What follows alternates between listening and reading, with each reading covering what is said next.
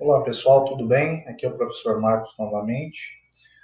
Agora fazendo a correção do roteiro de estudos B, que eu postei no dia 5 de maio de 2020, com as atividades 3 e 4. Bom, primeiramente, atividade 3. Então, a atividade 3 traz um texto sobre a relação da história e dos historiadores, em como ele lida com seu objeto de estudo, que são as fontes históricas. Bom, na primeira questão, então lá no caderno, né, lembrando novamente, lá no caderno, vocês coloquem a data, no caso, vocês tiveram que colocar a data de 5 de maio, então, Pradópolis, 5 de maio de 2020, atividade 3, questão A. Aí vocês copiavam a questão à caneta. Quem são os historiadores? Que é essa questão, a primeira questão. E vocês responderiam a lápis no caderno. Então, vocês voltando ao texto, vocês vão conseguir identificar quem são os historiadores. São os especialistas ou profissionais que se dedicam a estudar e pesquisar a história. Então, repetindo novamente, na questão A, ele pergunta quem são os historiadores? São os especialistas ou profissionais que se dedicam a pesquisar ou ensinar história. Então, de acordo com o texto, esse é o conceito de historiador. Na questão B, ele pergunta por que os historiadores são chamados de investigadores.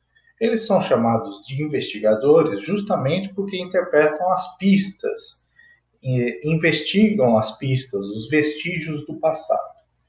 Então, colocaria assim, porque são eles que interpretam, investigam as pistas ou os vestígios do passado.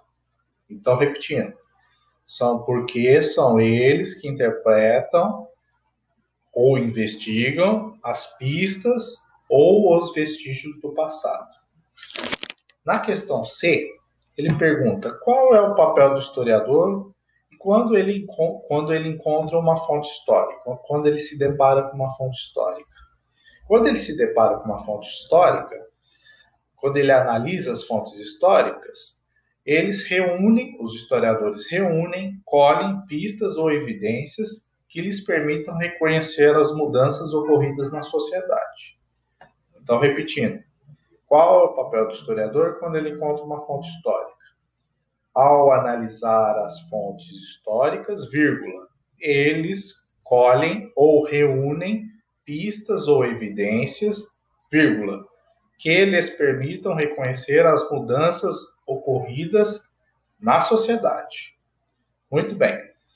Agora, a atividade 4. Na atividade 4, você tem a imagem e o documento. E pede para você observar tanto a imagem quanto o documento. Na imagem, o que nós temos? Nós temos o quadro do pintor francês Regis Debray, que retrata a escravidão no Brasil. E o documento, que é um anúncio de alerta de fuga de escravos. Bom, sobre a imagem, nós temos 4 questõezinhas para resolver. Ele pergunta 4 coisas sobre o quadro. Então, na questão A, ele pergunta quem é o autor. Então, se vocês voltarem lá na imagem e observarem a legenda, vocês vão conseguir identificar o autor, que é o pintor francês Regis Debray. Na questão B, em que ano que foi? Essa obra não tem uma data exata, mas supõe-se que ela foi elaborada entre 1768 e 1848. Então, a obra pode ter sido elaborada entre 1768 e 1848. Na questão C, ele pergunta de onde veio essa obra. Veio da obra do mesmo autor, do Regis Debray, que se chama Viagem Pitoresca e Histórica ao Brasil. E na questão D, ele pergunta o que ela retrata. O que essa obra, esse quadro retrata? Ele retrata a punição dos escravos em uma propriedade rural. Retrata a punição dos escravos em uma propriedade rural.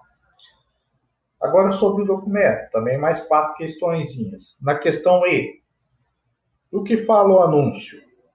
Bom, se vocês voltarem lá no anúncio, vocês vão identificar que se trata de um anúncio de fuga de escravos, de uma fazenda. Como é que se chamava a fazenda? Fazenda Boa Vista de Pirassununga.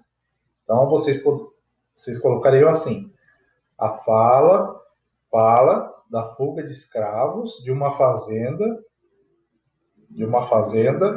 na região de Pirassununga. Aí vocês poderiam colocar o nome dela, Fazenda Boa Vista. A questão F, pergunta como são descritos os escravos que fugiram. Bom, nós temos um escravo chamado Simão, ele tem 25 anos, não tem barba e é desdentado, e na mão direita, os 2 dedos, na mão direita ele só tem 2 dedos. E também tem um caroço do lado esquerdo das costas.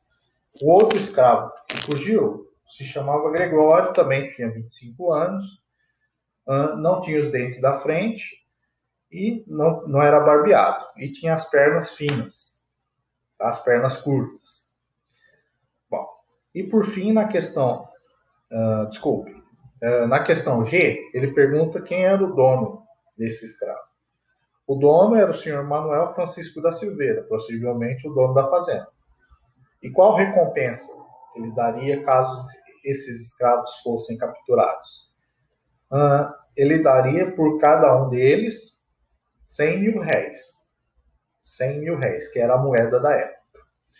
E por fim, agora, na questão H, ele pergunta quando esse anúncio foi publicado e onde.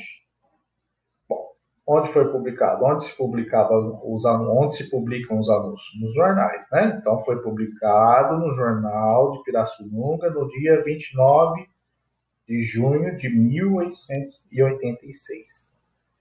Então, foi publicado no Jornal de Pirassununga no dia 29 de junho de 1886.